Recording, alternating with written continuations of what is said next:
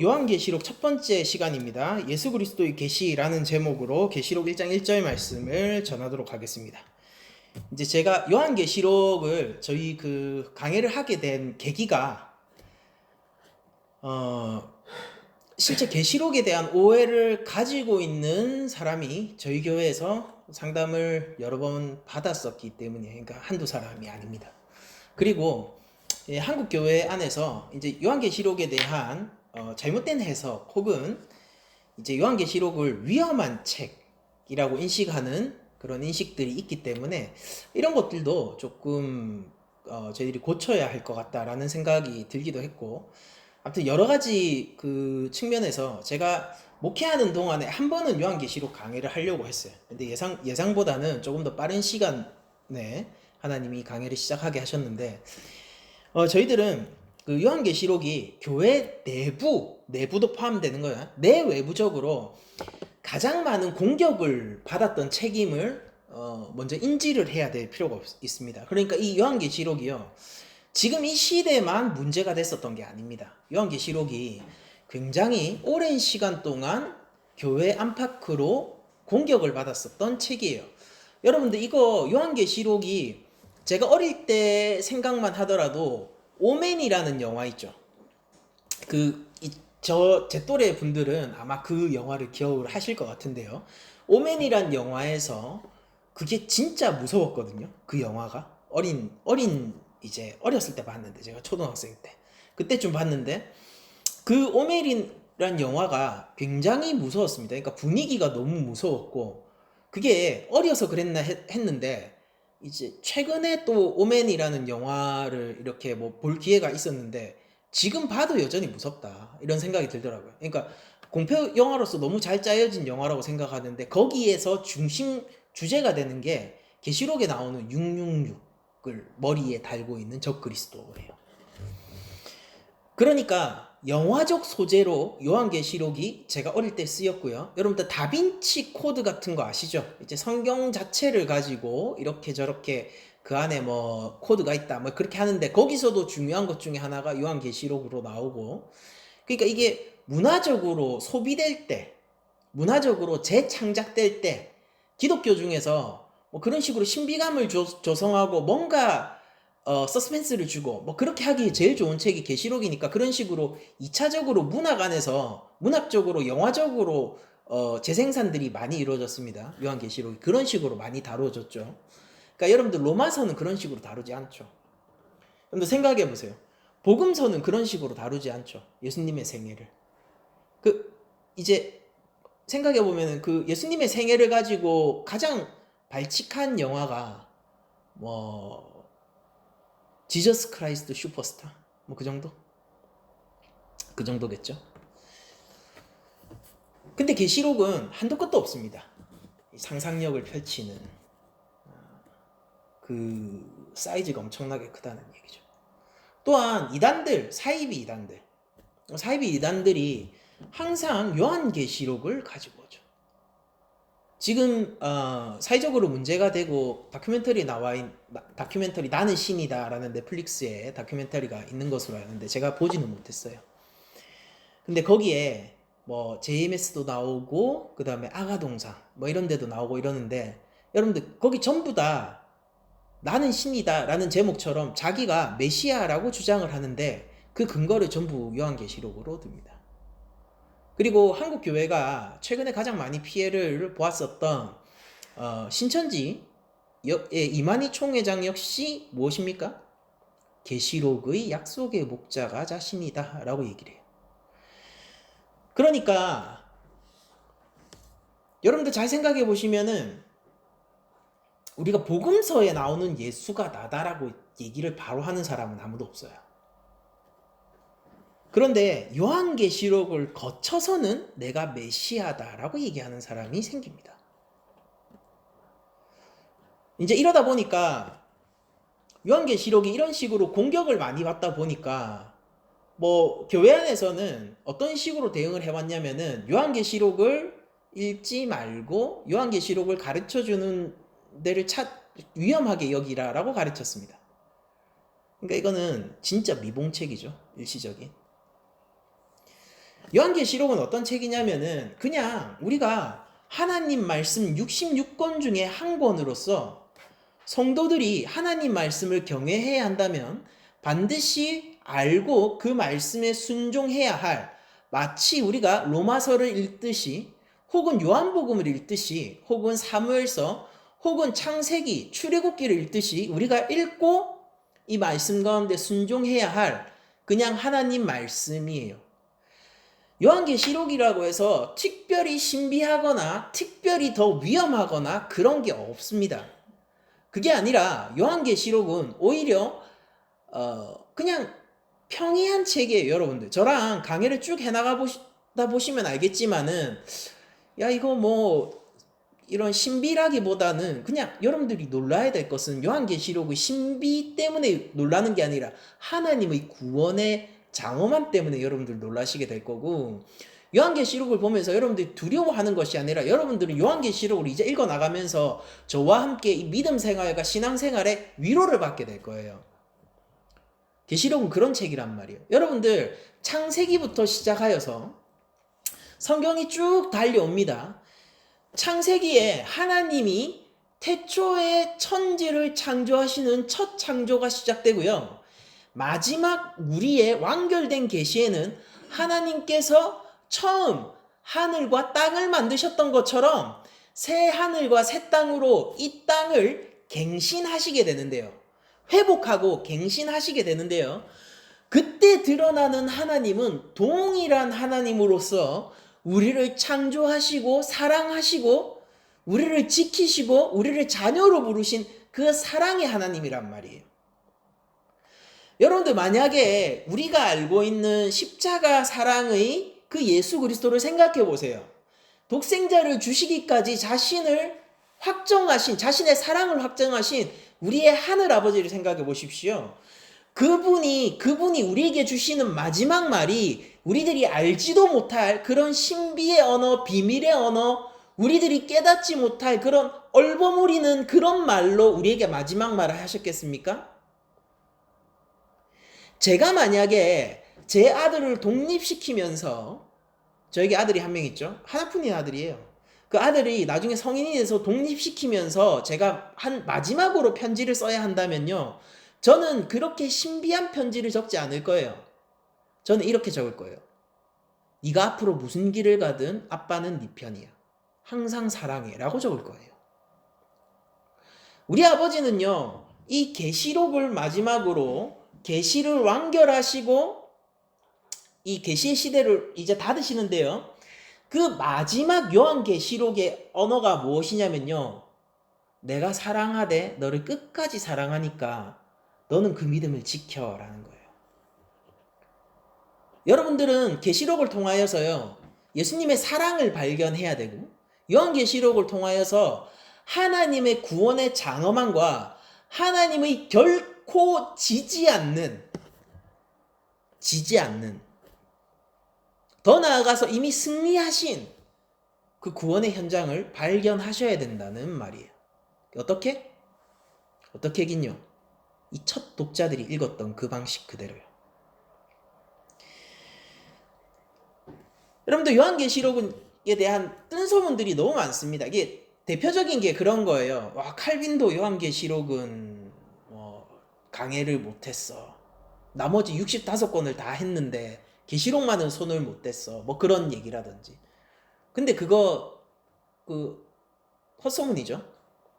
왜냐면은 그 칼빈은 계시록뿐만 아니라 다른 여러 책들을 강해 못했습니다. 그리고 수명이 다 돼서 돌아가셨어요. 그러니까 존 칼빈이요, 계시록에 대해서 신비에서 손을 못 댄 게 아니라 그의 수명이 성경 전체를 강해하기엔 너무 짧았어요.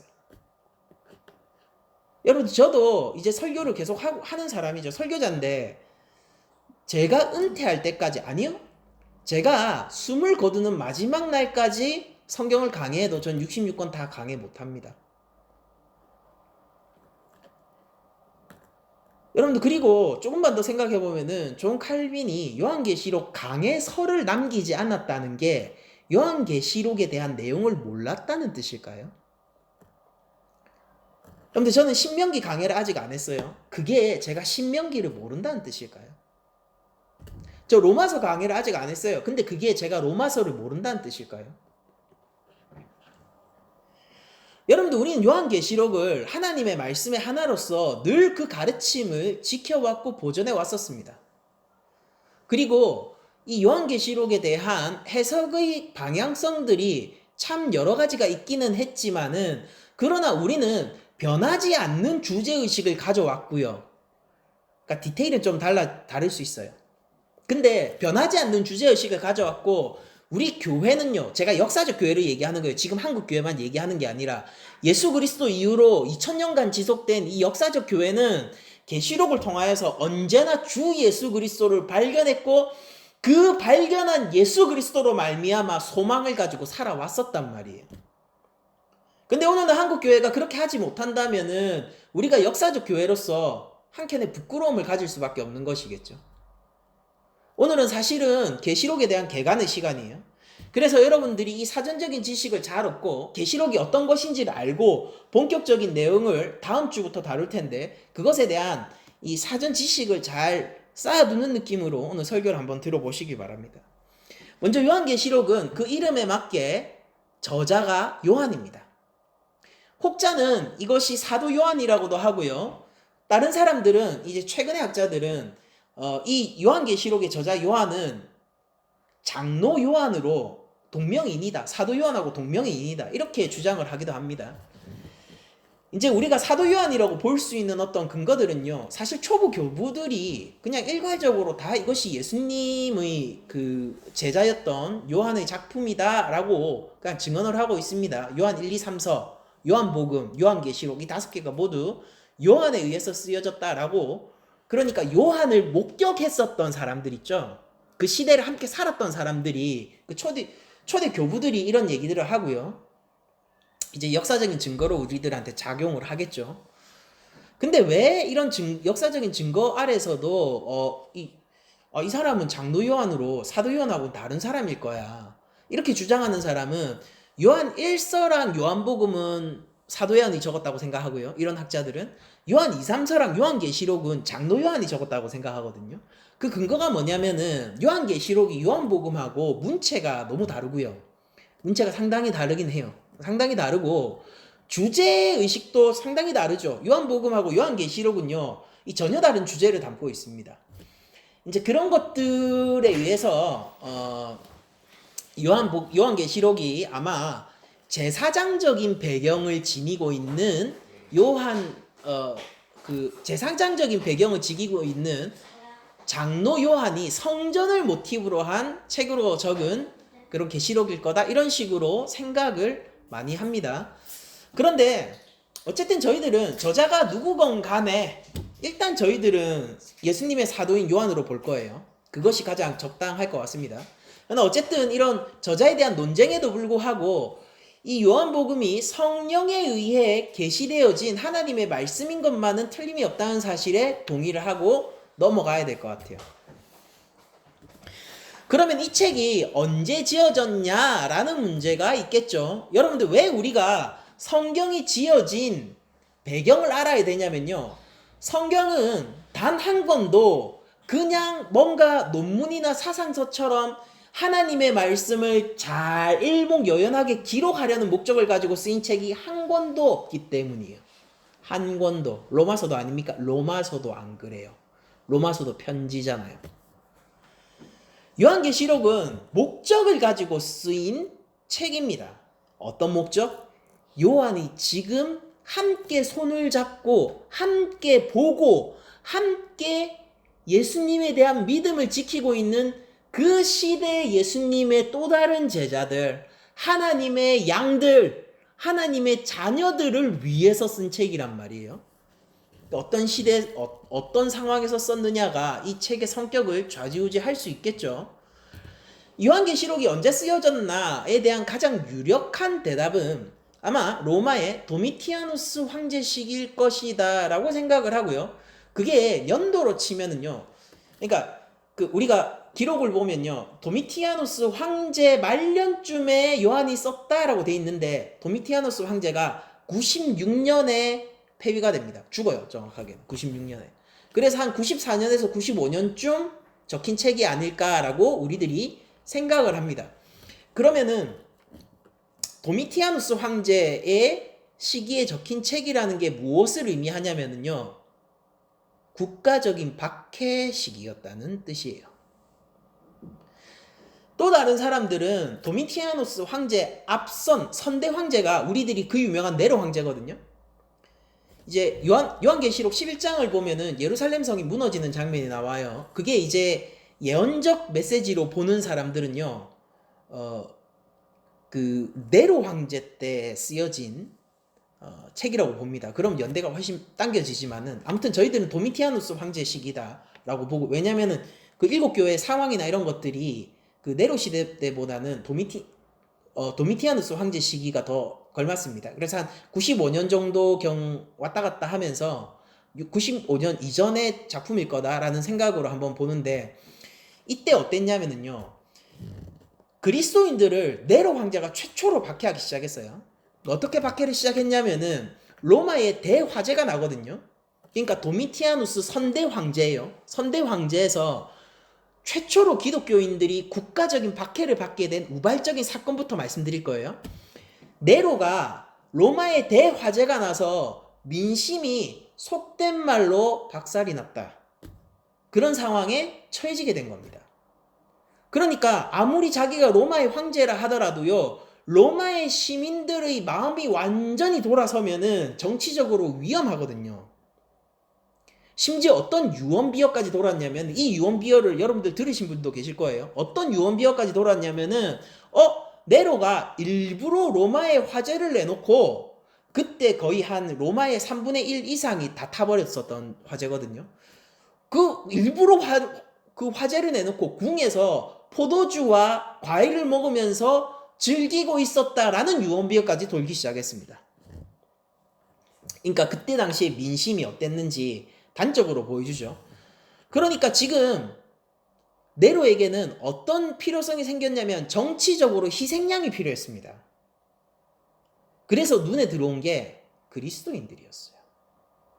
힘없고, 유대교는 합법 종교입니다. 근데 그리스도인들은 불법 종교예요. 황제 숭배를 하지 않고. 물론 유대교도 황제 숭배를 하지 않습니다. 그래도 유대교는 합법 종교예요. 근데 황제 숭배를 하지 않는 불법 종교로서의 그리스도교. 그리고 이 사람들은 매 주일날 모여서 그리스도의 살과 피를 먹고 마신대요. 이거 시기난다. 시긴을 숭배한다. 뭐 이런 조작을 써가지고요, 이 그리스도인들이 이 로마에 화재를 내고, 이 사람들이 더 나아가서는 로마의 질서와 법을 위협한다, 이런 식으로 정치적인 타겟을 황제인 자신에게서부터, 그때 사실 누구라도 좋았던 거예요. 근데 하필 재수없게 그리스도인들이 걸렸고, 자신에게 오는 모든 타겟을 그리스도인들에게 돌리기 시작합니다. 그래서 국가적인 박해가 시작돼요. 그러니까 정치적인 필요 때문에 우발적으로 벌어진 거예요. 그런데 여러분들, 이게 왜 슬픈 일이고, 이게 왜 우리 기독교인 역사에 있어서 정말로 없었으면 좋을 법한 역사였냐면요, 시작은 우발적이었지만은요, 이때 그리스도인에 대한 로마의 인식이 확실하게 불법 종교로 찍혀버리고요, 그리고 네로가 그리스도인을 이 국가적인 권력을 이용해서 박해한 게 황제의 선례가 되어버립니다. 그리고 네로 황제 다음이 도미티아누스 황제예요. 그리스도인들은요, 황제가 바뀌고 난 다음에 조금 어땠냐면은, 이제 네로 황제가 죽고 나서 어쨌든 간에 녹록치는 않지만은 시선을 한번, 이제 황제도 바뀌고, 그러니까 우리나라로 치면은 한번 이제 정치 권력이 한번 바뀐 거예요. 황제도 바뀌고, 이제 우리들은 다시 눈에 안 띄는 곳에서 이제 좀 신앙생활을 하면 되겠다라는 좀 한숨 돌리는 시기가 있었습니다. 그런데 그 평화가 아주 빠르게 깨졌어요. 왜냐면은 여러분들 고래 싸움에 새우등 터진다고 도미티아누스 황제랑 이 원로회랑 사이가 안 좋았거든요. 왜 안 좋았냐면은 도미티아누스 황제는요, 초창기 이제 재임을 하고 초창기에 오스트리아를 합병하기 위해서 군대를 이끌고 나아갑니다. 로마 입장에서 보면은 야만이에요. 야만을 정복하기 위해서 나갔는데요, 대패를 하고 돌아와요. 원로회는요, 로마의 이 신성 로마 제국의 자존심에 스크래치를 내고 그깟 오스트리아 하나 무너뜨리지 못해서 대패를 하고 군사 대부분을 잃고 이 도미티아누스 황제에 대해서 본격적인 불만을 가지기 시작하고 리더십의 문제를 제기하기 시작해요. 그러니까 도미티아누스 황제가 당연히 어떻게 되겠습니까? 참지 않죠. 황제 권력을 강화하려고 하고 이 공화정을 누르고 원로회를 잡으려고 한단 말이에요. 그렇게 하면서 뭐를 반포했냐면은 황제 권력을 강화하기 위해서, 이게 여러분들 이것 때문이에요. 무엇을 하기 시작했냐면요, 황제 숭배를 강화하기 시작해요. 지금 이때부터가 여러분들 잘 들으셔야 돼요. 요한이 왜 이 책을 썼냐면요, 이것 때문에 썼어요. 황제 숭배를 강화하기 시작합니다. 그러니까 도미티아누스가 여기 제가 적어놓은 게 있을 텐데, 그 당시에 자신의 칭호를 어떻게 얘기를 하게 됐냐면요, 도미누스 에트 데우스라고 자신을 부르겠습니다. 여러분들 이거 라틴어인데 해석을 해드리겠습니다. 주 곧 하나님이란 뜻입니다. 그러니까 자신을 주 하나님이라고 부르게 했다고요. 원래 신성 로마 제국의 황제들은 기본적으로 신이에요. 근데 언제 신이 되냐면 죽고 나서 신이 되는 겁니다. 도미티아누스 황제 이전까지는 말이에요. 근데 도미티아누스 황제는요, 내가 살아있지만 신이라고 반포를 하고, 더 이상 황제 숭배는요, 국가 의례 정도가 아니라 이 로마에서 살 것인가 말 것인가를 결정하는 문제가 돼버렸습니다. 그리고 여러분들 생각해 보세요. 도미티아누스가 어쨌든 간에 이건 이 원로회와의 이거 신경전이거든요. 어쨌든 간에 이것 때문에 내가 황제 숭배를 강화해야겠다라고 할 때, 이거 안 하면은 진짜 어떻게 되는지 한번 본때를 보여줘야겠다. 이런 시범 케이스 있죠, 우리. 시범 케이스로 잡을 만한 사람들을 물색을 할 거 아닙니까? 그때 여러분들이 도미티아누스 황제라면은 누구를 잡으시겠어요? 시범 케이스. 선대 황제가 불법 종교로 낙인 찍었고 황제 숭배를 거부할 뿐 아니라 사람의 살과 피를 매주마다 먹는다라고 공언하는 그런 종교가 있다면은 여러분들 일단 잡아 죽치지 않겠습니까? 시범 케이스요. 도미티아누스 황제는요, 아이러니하게 기독교인들이 살던 죽던 관심 없던 황제였어요. 도미티아누스 황제의 관심사는 뭐냐면요, 기독교인들을 박해하는 데 있는 게 아니라 이 원로회를 쑥으로트리는 데 있었어요. 근데 고래 싸움에 새우등 터진다고 그때 가장 피해를 많이 본 사람들은 원로회겠습니까? 기독교인들이었어요.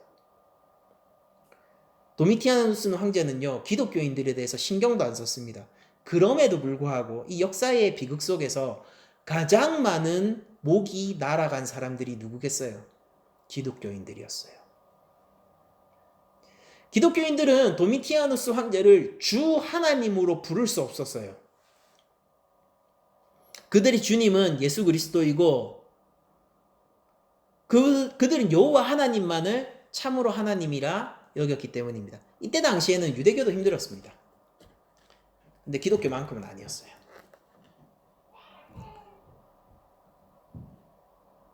도미티아누스는 기독교인들과 싸우지 않았어요. 왠지 아세요? 여러분들 코끼리가 개미랑 싸웁니까?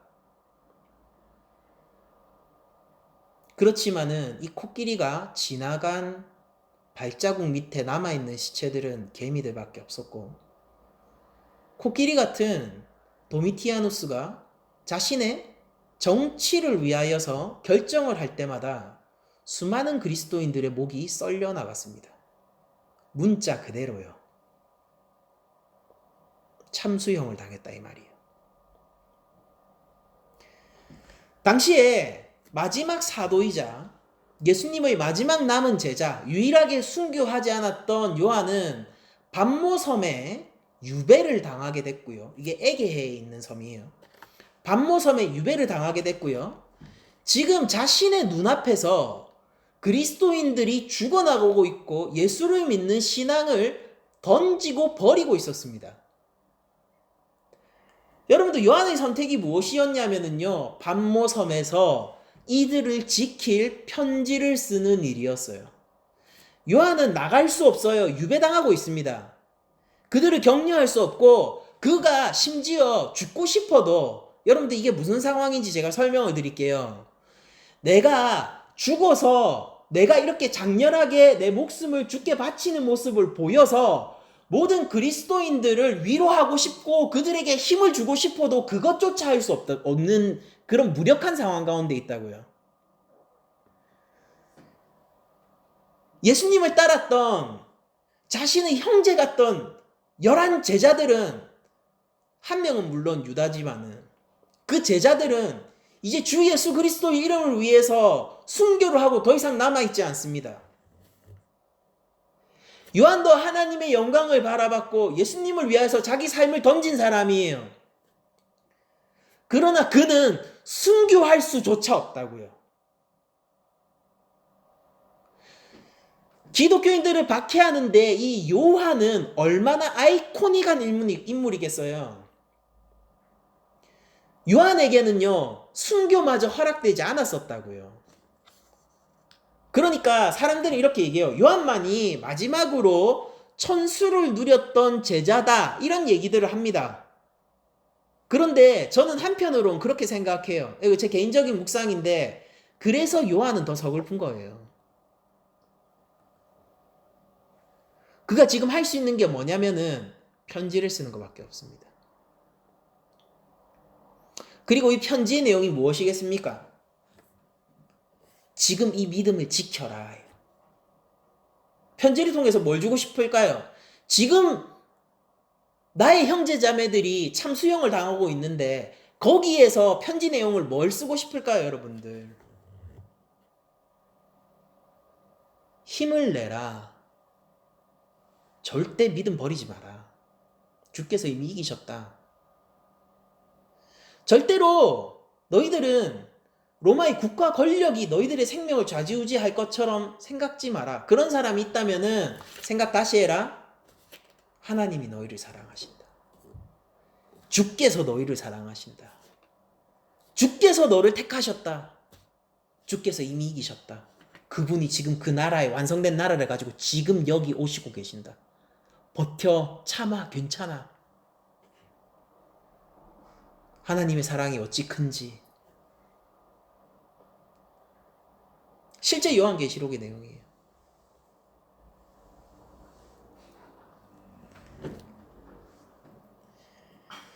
여러분들 그런데 왜 요한계시록이 이렇게 알 수 없는 암호처럼 적혔냐면은 불법 종교의 지도자가 적은 글이기 때문이에요.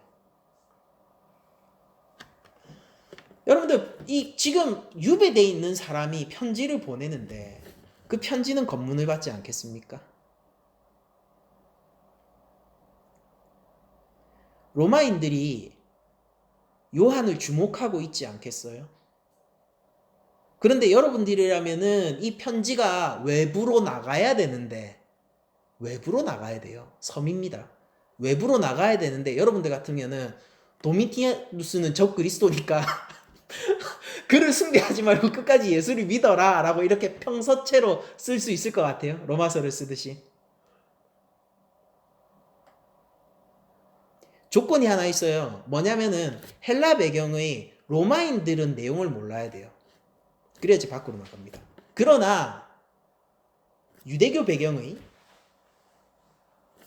정정할게요. 구약 배경의 그리스도인들은 이 내용을 알고 있어야 돼요. 그래서 선택한 게 뭐냐면 묵시문학이라는 장르고 그래서 요한계시록은 모든 신약 성경 가운데서 구약의 인용이 가장 많은 책입니다. 여러분들 이번에 제가 요한계시록 보면서 구약의 인용이 많은 거는 제가 알고 있었고 요한계시록 한번 본 적도 있어요. 공부해 본 적도 있는데 다시 한번 이번에 해보니까요. 이 정도인지 몰랐습니다. 여러분들 요한계시록 잘 알고 싶다면은 여러분들이 구약을 잘 알고 계시면은 제가 따로 강의하지 않아도 여러분들은 요한계시록 그냥 읽으실 수 있어요. 여기서 우리 한국교회의 문제가 드러나는 거예요. 뭐냐면은 여러분들 계시록을 두려워하고 풀지 못하는 한국교회는요. 그냥 단순하게 성경을 안 읽고 있는 거예요.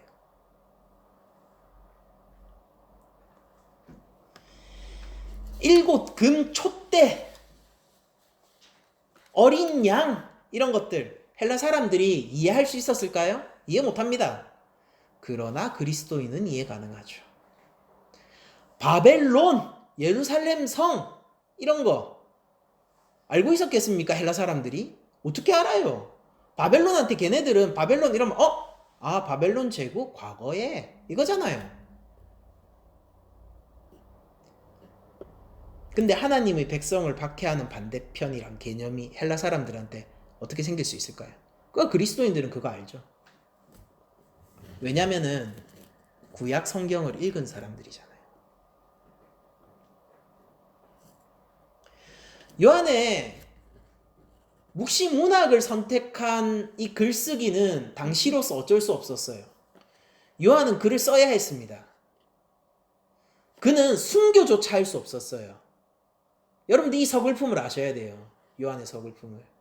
그는 순교조차 할 수 없었어요. 그런 생각이 들더라고요. 어쩌면은 요한은요, 바울을 부러워했을지도 몰라요. 로마에서 주의 이름을 위해서 죽을 수 있었던 바울이 부러웠을지도 모른다고요. 그는 죽을 수조차 없습니다. 그는 글을 써야만 해요. 주 안에서 나의 형제 자매 된, 그리고 심지어 여러분들 바울 서신을 보면은 갈라디아 교회한테 뭐라고 합니까? 내가 너희를 해산하는 수고를 아끼지 않겠다라고 하죠. 진짜 자녀 같은. 소아시아 7교회에게 요한이 그 편지를 적을 때 요한의 심정은 바울 같지 않았을까요? 내 자녀 같은 이 교회가 지금 국가 권력에 의해서 지금 죽고 있다고요. 실시간으로. 요한이 가만히 있을 수 없단 말이에요.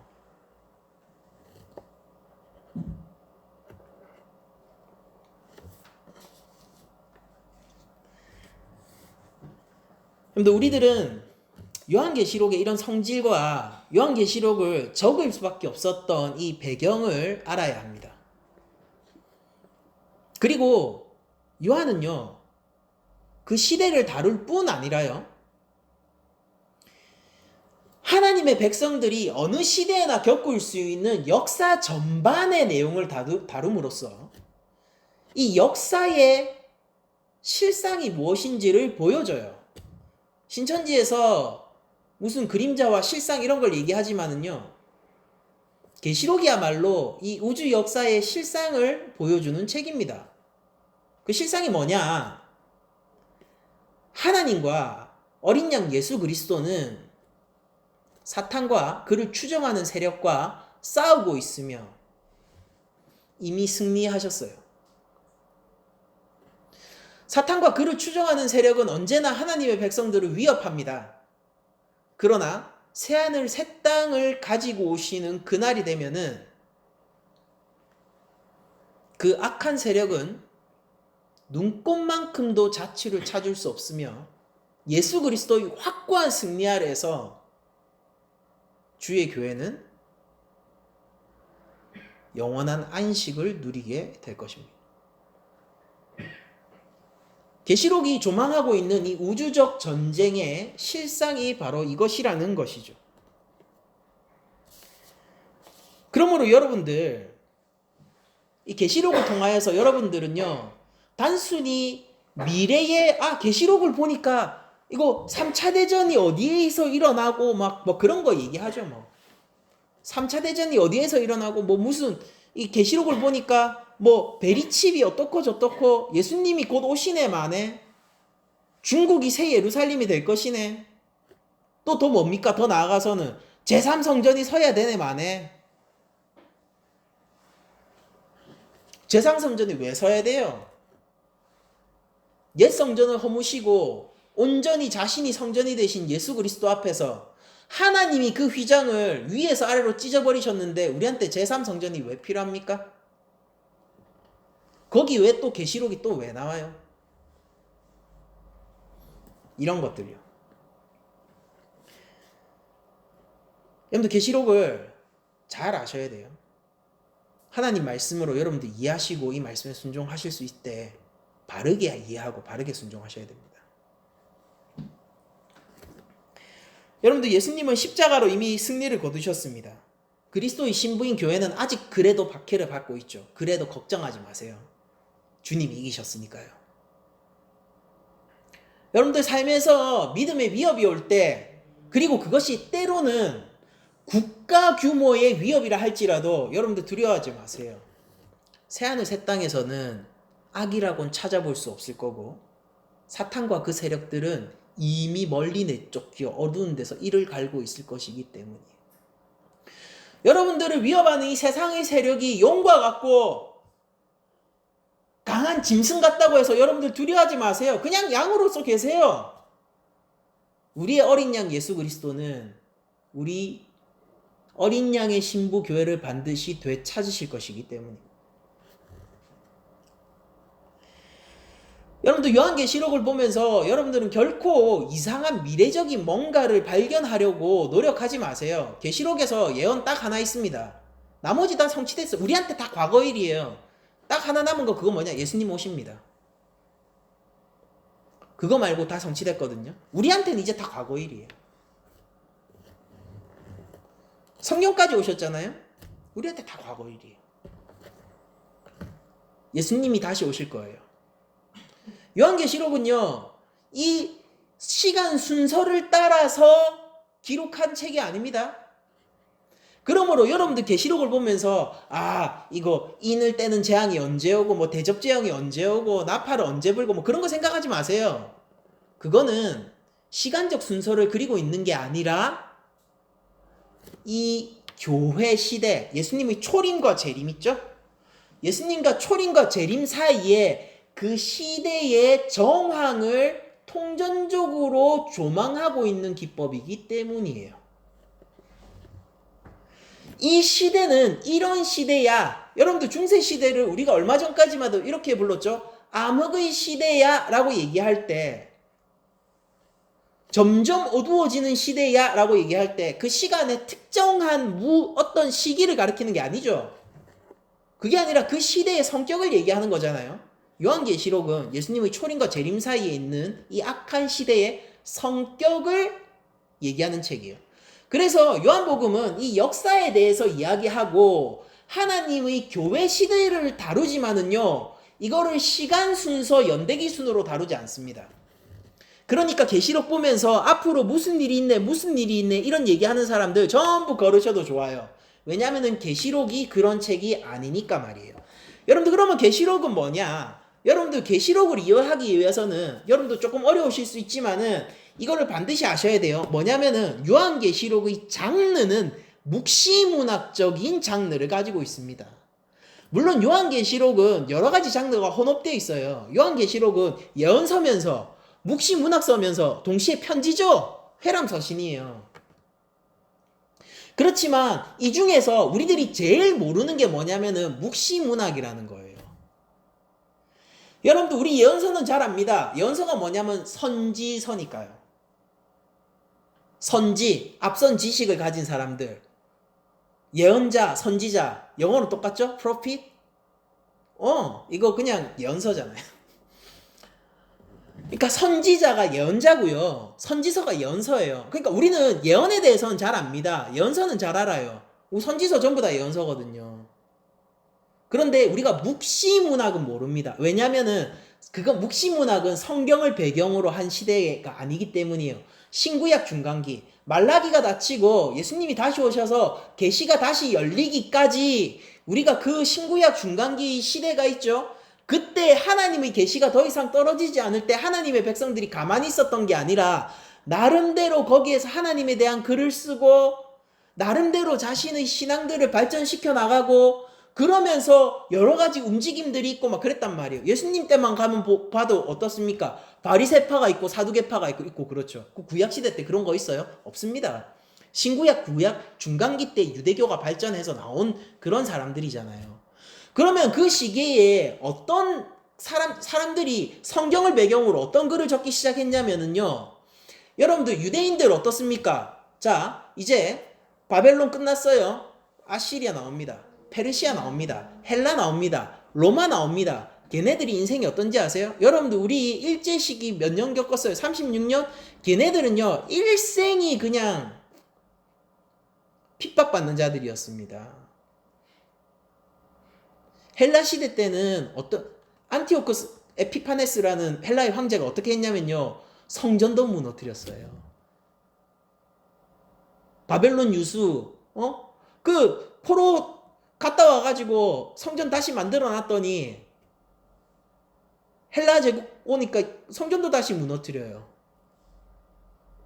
예수님 당시 있었던 성전은 헤로드 왕이 다시 재건해준 성전이죠. 이 시대 속에서 그들이 어떤 식으로 견뎠냐면요. 묵시문학을 쓰면서 견뎠습니다. 그들의 방법 중에 하나가. 묵시문학이 뭐냐면은 우리 뭐 에스겔서나 다니엘서 같이 성경에 있는 그 예언서들의 기법을 빌려와가지고 이런 극을 만드는 거예요. 환상을 일부러 기록하고요. 문학적 상상력으로요. 계시가 아니라 문학적 상상력으로 환상을 자기들이 기록하고 하나님 앞 어전의 회의 앞에 이 선지자가 가가지고 서가 있는 장면을 막 극적으로 만들고 그래서 하나님이 심판하러 오시리라 라는 약속을 해주는 그런 문학적인 글들을 적기 시작했다고요. 여러분들 예언서라는 게 다르죠. 왜냐면은 예언서에 여러 가지 그림들과 장치들을 가져와서 리메이크하고 이거를 짜집기 한 거지 그게 실제 계시는 아니기 때문이에요. 이 묵시문학은. 여러분들 그리고 예언서라는 거는 실제 계시로서 먼저 입으로 선포됐었습니다. 하나님의 백성들을 회개케 하고 경고하게 하고 하나님 백성들에 대해서 이렇게 하나님의 말씀이 이렇다라고 도전한 다음에 그 가운데서 간추려진 이 선지자들의 선언들이 기록되어 있는 게 이 예언서라면은 그러니까 입술로 먼저 전해진 거예요. 예언서는. 근데 묵시문학은 처음부터 문학성을 기반으로요. 글로 적을 목적으로 적은 겁니다.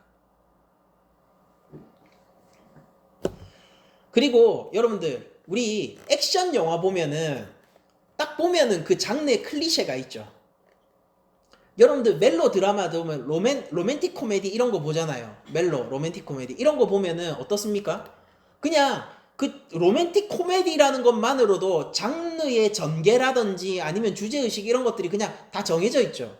그런 것처럼 묵시문학도 장르성이 엄청 강한 책인데요. 사람들이 어떤 식으로 묵시문학을 만들었었냐면요. 묵시문학의 클래시입니다. 여러분들 요한계시록이랑 얼마나 닮았는지 한번 보세요.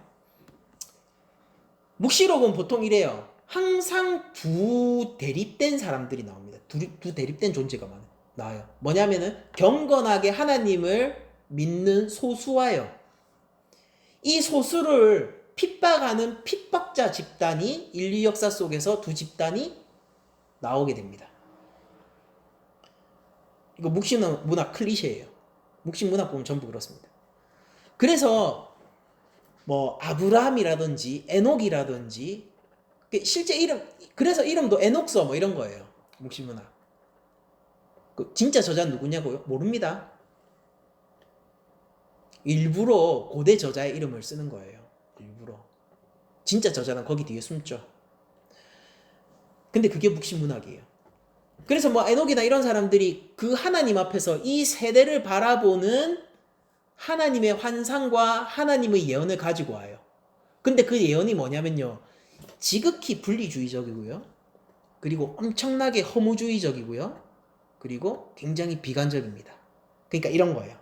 이 시대는 악이 찰대로 차서 하나님이 심판하지 않으면은 방법이 없다. 그런데 거기서 이렇게 얘기하는 거예요. 뭐냐면은 무슨 얘기겠습니까? 그때 당시 페르시아 제국이면 페르시아의 악을 조롱하는 거고 남아있는 소수 집단은 자기 유대인들이겠죠. 그럼 헬라 제국이면 헬라가 하나님 앞에서 가망 없는 자들이고 자기들은 남아있는 경건한 소수고 뭐 그런 식으로 되겠죠.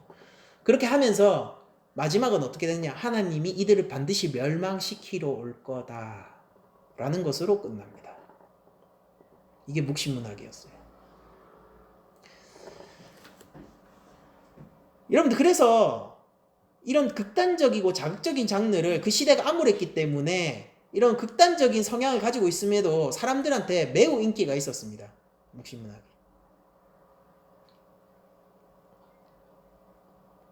제가 무슨 얘기를 하고 있는 거냐면은 요한의 계시록을 읽었던 사람들은 이런 묵시문학서도 읽었어요.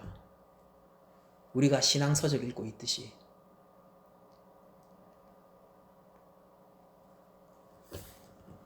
물론 묵시문학은 하나님의 계시가 아니기 때문에 구약의 예언서나 요한계시록과는 상당히 차이를 보입니다.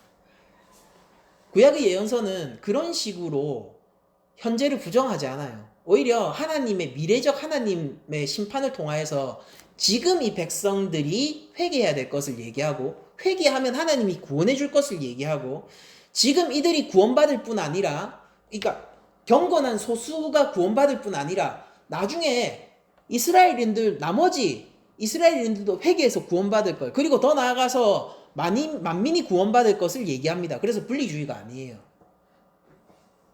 그리고 그 무엇보다도 현실을 직시하고 있어요.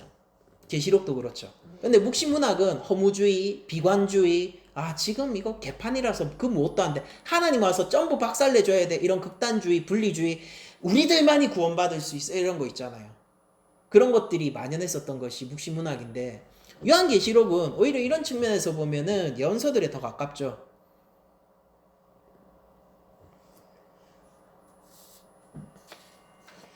그렇지만은 요한계시록이 형태에 있어서만큼은 묵시문학의 장르적인 특징을 잘 따르고 있습니다. 그 형태만큼은요. 물론 요한계시록은 저자를 밝히고 있고 주제의식도 묵시문학들과는 다르고 위로, 경고, 책망 등이 균형 있게 잡혀 있고 극단적인 비관주의를 멀리하고 있어요. 그리고 선지자적인 방식으로 현재를 바라보고 있어요. 만약에 요한계시록이 그 시대 사람들과 없는 책이었다라고 얘기할 수 있는 사람이 있으면은 나와보세요. 하나님이 그러면은 하나님의 계시를 그 시대 실제 존재했던 그 백성들과 상관없이 얘기를 하셨겠습니까?